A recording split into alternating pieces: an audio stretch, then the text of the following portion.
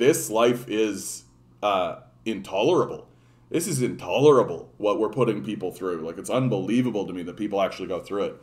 Still depressed about outcome of Monday's votes? Let me try to put a positive spin on it for you, DM. Let me try to put a positive spin on it, because I had a little brainwave a couple of days ago about the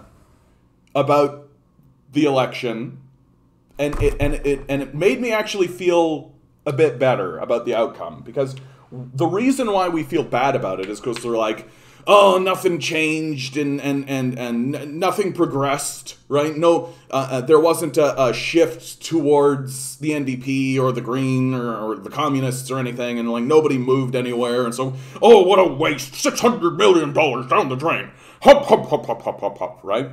And I think that's kind of the spirit of the nation right now, for sure. I think the nation is feeling a little like grumbly about it, because everybody is basically saying the election was pointless in the first place. It shouldn't have been called, right? Is sort of where we all land.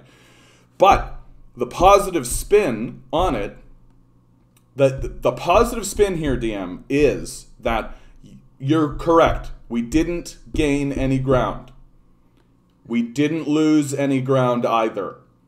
Okay? We didn't lose any ground either. We didn't end up with a liberal majority. We didn't end up with a conservative minority or majority or anything like that. So, yeah, you're right. We didn't gain any ground. We're not plowing towards some kind of progressive utopia or anything like that. But Canadians entrenched their heels in the ground and said, we are not moving from this position, right? It's actually quite staggering when you think about it. I've never seen a Canadian election where the outcome from one election to the other was exactly the same, right? Where there was almost no change whatsoever. It's actually stunning when you think about it, right? It's actually stunning. And it indicates, I've been calling it like a constipation, right? But I think it goes a little bit deeper than that, which is to say that it seems to me that Canadians don't want to comply, that they want to dig their heels in. They want to say, what we have now, a minority government, is acceptable.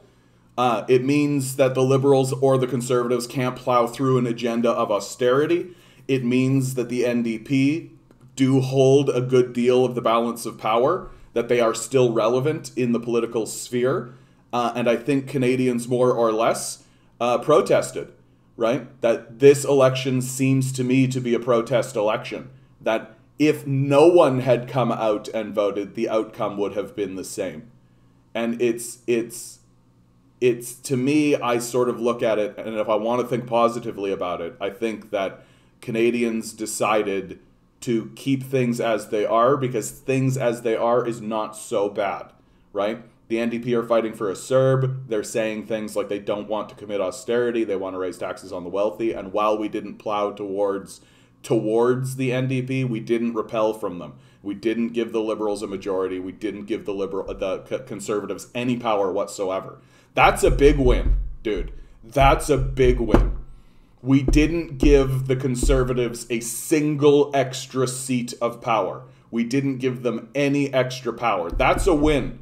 We should consider that a win, right? Aaron O'Toole ran a very competent, very excellent campaign, in my view, right? If Aaron O'Toole was a Liberal, he probably would have won, right, with the campaign that he was running. He was offering people stuff. He was making concessions. He was acknowledging where the party had gone wrong. I actually thought that was his strongest moment that I ever saw in the debates from him, is where he was acknowledging where the Conservative Party could improve. Like, that's what Canadians want to be seeing, and we still didn't give them anything, right? So I feel like there are victories in the populace that happened. And while, sure, we're not, like, plowing towards communism, you know, like we didn't elect 10 communists or anything like this, the fact that we didn't just gullibly march along to the Liberal tune and give the Liberals their majority is itself a victory. We've done that before. Canadians have done exactly that before, right? We've done that under Chrétien. We've done that under Pierre Elliott Trudeau in these snap election circumstances, we have gone along with the Liberals before, right? So the very fact that we didn't under these circumstances is a victory, and we should claim it as a victory, and we should say that it's a victory. And we should go forward saying of our fellow Canadians, okay, you're not happy with what's going on, and it's obvious, right? We entrenched our heels and we didn't move, right, from the position that we were in. Usually we give the Liberals their majority. That's usually what happens. We didn't. We dug our heels in and we said no. That's a win. So now we got to move forward from there and say, okay, so we've entrenched our heels. What now? What now? And we've got to understand that we're talking to exhausted, beleaguered, frustrated, angry people. And it's obvious, right? It's obvious. They stubbornly dug their heels in and refused to move at all. I think it's a victory. I think it's a victory, and we should think of it as a victory.